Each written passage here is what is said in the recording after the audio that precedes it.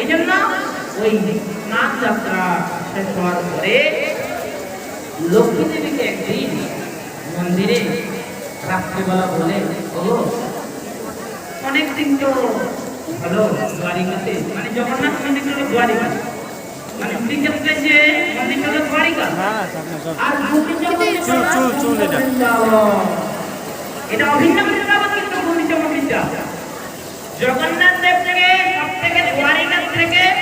বেশি সুন্দর দর্শন দিয়ে ভগবান জগন্নাথ দর্শন করা যায় গুন্ডিচা মন্দিরে। কেন গুন্ডিচা মন্দিরে কোনো বাধা নেই, আর এখানে তো রাজা বসে থাকে, দ্বারিকাতে এন্ট্রি